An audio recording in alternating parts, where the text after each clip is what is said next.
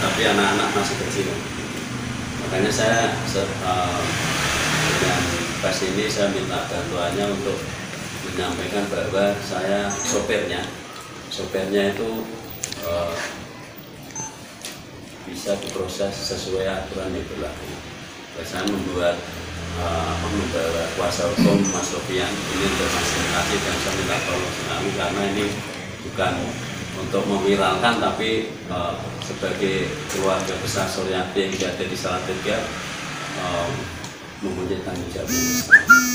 Dan kita keluarga di Salatiga selama 3 tahun hampir 4 tahun tidak bertemu, sampai jenazahnya pun waktu itu kita sudah minta, kita siapkan pesawatnya sudah standby, terus sama ambulan untuk nanti bawa ke rumah sakit untuk diformalin, terus nanti ke bandara itu sudah kita siapkan semua. Ternyata dengan komunikasi yang jarak jauh dari Medan sama Salatiga itu tidak memungkinkan untuk kita musyawarah lewat telepon pun. Kalau dia tidak setuju, tidak diangkat, kita kelabakan.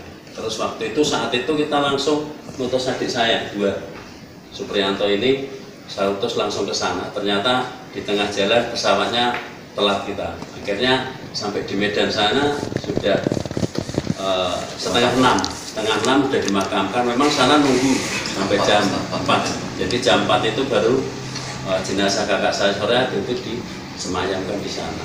Jadi kita putus komunikasi karena tidak ada keluarga yang dari Salatiga itu musyawarah di Medan. Sebenarnya kemarin kita bekal untuk dibawa ke Salatiga, tapi dari pihak sana suaminya juga kondisi kecelakaan, tapi sebenarnya masih bisa bicara, tapi mungkin kondisinya shock juga, kita juga paham. Tapi kalau sana itu berduka, sini lebih berduka lagi. Keluarga besar, apalagi bapak saya, ibu saya masih syukur semua. Ini tadi mendengar saya sampaikan bahwa ini sopir harus diproses secara hukum, karena jelas kakak saya pasti minta keadilan. Karena apa? Kelalaian sopir ataupun itu disengaja atau tidak disengaja itu kan tetap aja sopir itu lalai. Makanya saya mohon dengan sangat bantuan Bapak Ibu semua untuk membantu sopir itu agar dia diproses sesuai hukum itu. Sopir itu apa Pak? Itu orang lain atau keluarga dari suami? Orang lain. Cuman sewaktu-waktu dipakai Pak. Pernah juga dia nyopirnya ke Jawa sini. Identitas Pak boleh dipakai Pak, sang sopir itu? Sopir lengkapnya saya tidak tahu, cuman namanya Ahmad. Untuk alamatnya kita juga tidak tahu. Sebenarnya proses hukumnya di pihak dari Salatiga juga tidak dikonfirmasi seperti apa? Malah salah hukum tidak pernah, justru ini yang saya angkat ini kita baiknya aja sudah tidak ada. Kemarin saya konfirmasi ke anaknya, itu saya tanyakan malah yang datang cuma ibu ya, padahal sopirnya tidak apa-apa, kondisi itu masih sehat enggak luka dan sebagainya, mungkin kaget wajar lah. Tapi masa mau minta maaf ke keluarganya Suryati sendiri itu cuma itu. Oke, Pak Nyun Sewu, setiap kecelakaan setahu kita ya Pak ya, itu entah itu jalan tol atau jalan nasional, pasti penegak hukum kan turun ya Pak ya. Setahu, kenapa kok sampai ada tuntutan sopir di proses hukum? Apa ketika kecelakaan itu PJR atau pihak tol Jasa Marga itu tidak ada terlibat mengusut kasus ini, atau selesai gitu aja? Dan makanya itu ini tidak ada etikat baik, tidak ada informasi dari penegak hukum. Makanya ini kita angkat itu di situ. Nanti respon dari sana seperti itu juga Pak Supriyanto selaku adik kandung. Juga secara hukum para klien kami ini memiliki legal standing selaku ahli waris, bagian dari ahli waris di Suryati Almarhum.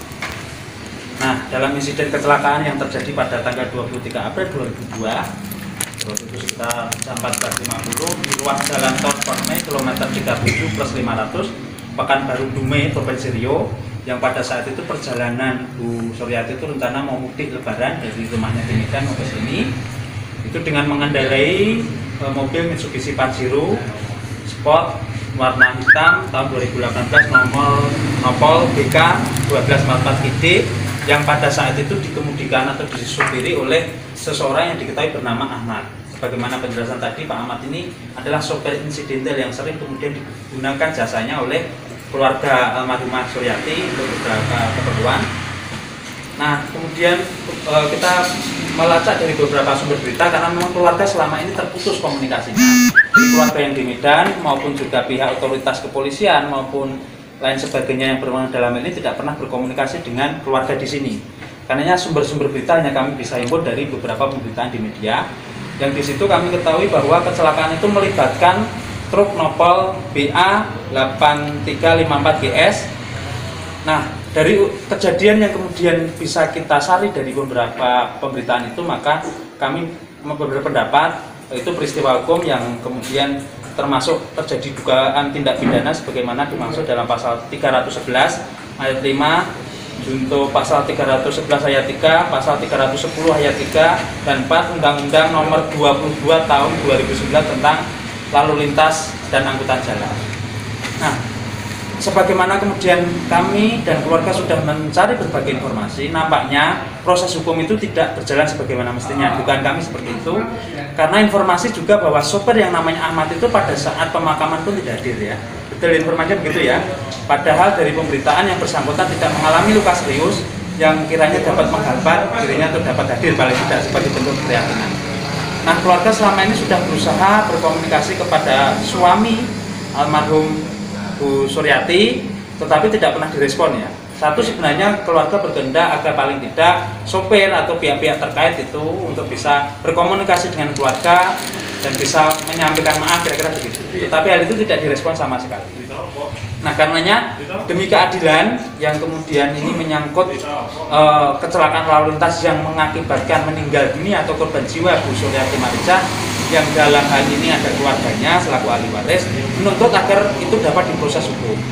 Kita kemudian sebenarnya bisa berkaca pada jurisprudensi atau semacam kejadian yang serupa, yaitu insiden kecelakaan yang melibatkan Vanessa Angel di ruas tol Jalan Jombang November 2001 kemarin, yang kemudian diketahui sopirnya yang namanya Tubagus Jody telah diputus oleh Pengadilan Negeri Jombang dengan hukuman 5 tahun penjara karena terbukti secara sah dan meyakinkan melanggar pasal 310 ayat 4 dan 5, 311 ayat 3 Undang-Undang Lalu Lintas. Nah, hal itu kemudian bisa kita berkaca di kejadian itu, sopir daripada ini nampaknya juga harus dimelalui proses hukum. Nah, terlebih juga kemudian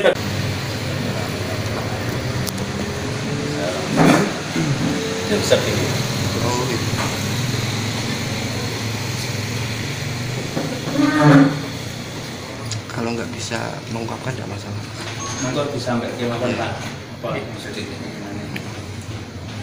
ikut Pak. Mereka sebagai sopir mereka sudah ada istikat dengan saya dan mereka ya, ngantos bocah kula Suryati mereka ngantos meninggal mereka kula